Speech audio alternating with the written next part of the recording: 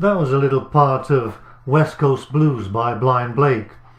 Blind Blake was probably the foremost ragtime guitarist in the 1920s and early 30s. Blind Blake started his recording career with two songs. That song, West Coast Blues, was on the B side, and on the A side was a song called Early Morning Blues.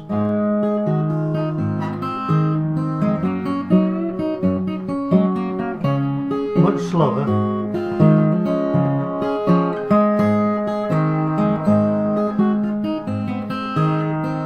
but still had that ragtime bounce.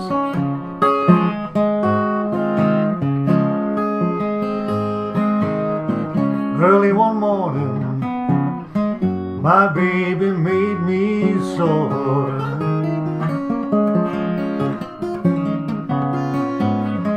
Early one morning, my baby made me sore. I'm going away to leave you, I ain't coming back no more.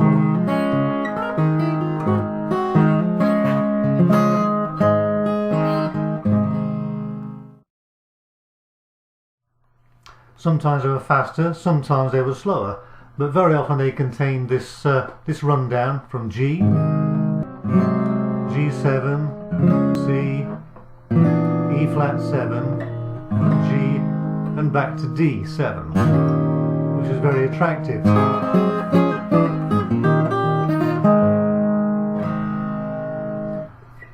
But with a man like Blake, who always wanted to push the boundaries and do something very exciting, and play music that was perhaps difficult for other musicians to play, he was always looking for new ways to present his music. But the problem is, when you start your career with a piece like West Coast Blues, where do you go from there? How do you improve on that? For example, in West Coast Blues, instead of just playing an alternating bass, you can hear that he's doing something special with the basses. He's doubling up, or he's rolling his thumb across two basses. This is what it looks like in slow motion with a piece of tablature for you to try. We'll take a look now at Blind Blake's thumb roll in some detail. Please remember that I'm using a cap on the first fret, as is my habit. Take it easy and have fun.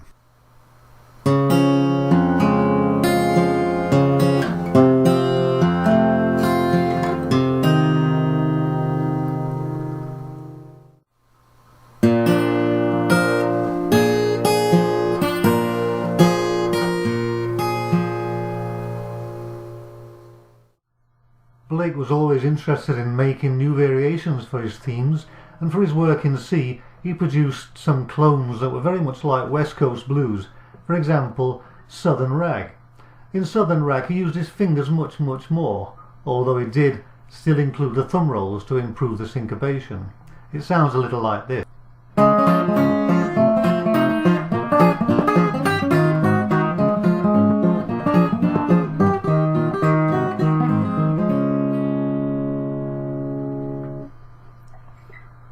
Take a look at the tablature and my hands in slow motion and have a go yourself.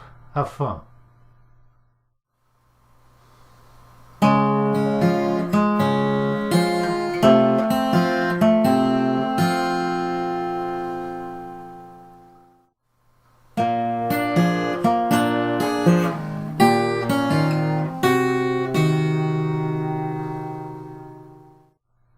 Another slower variation that we can hear in the key of C from Blake is in a tune like Guitar Chimes, which is slower. It doesn't feel as slick or as fast, but in fact it's nearly 4 minutes long, and it's it's varied. Each section is different from the last one. So although it's not too difficult to play, it's difficult to keep everything in place and to memorize it all the way through.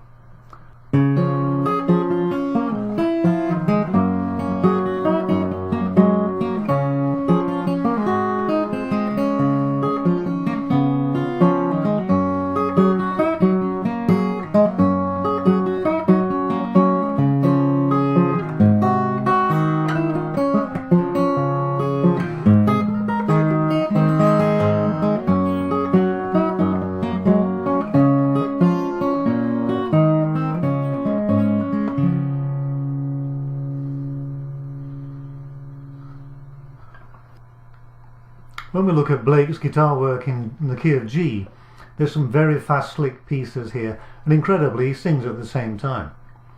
But when you've already started your career with something like West Coast Blues, and you're already the foremost ragtime guitar player around, what do? How do you change things? How do you improve on your playing? One of the things that Blake started to do was to experiment with the timing of his basses, like with this song called Wilson Down.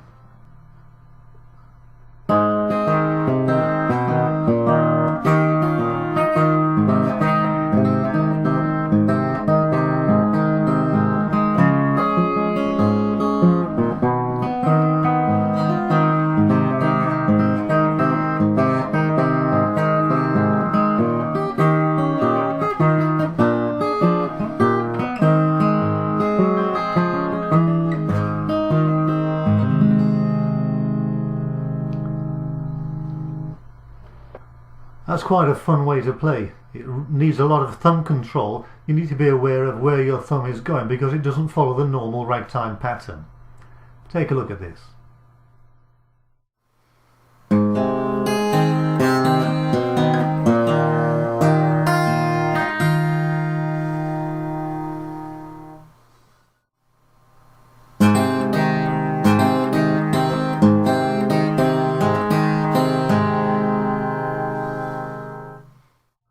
Another thing that Blake might do is to double up on the timing, even while he's singing.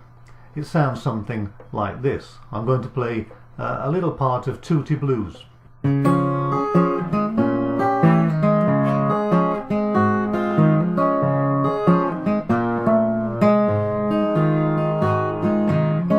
Now let me tell you what sweet Miss Tootie will do.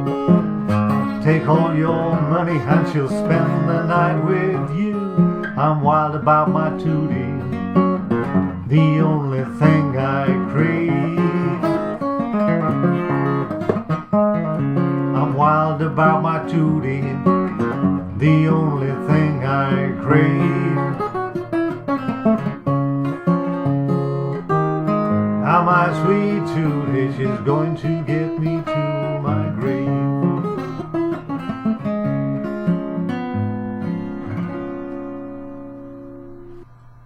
I hope you've enjoyed this short video looking at the tips and tricks of Blind Blake and how he produced that wonderful syncopated music.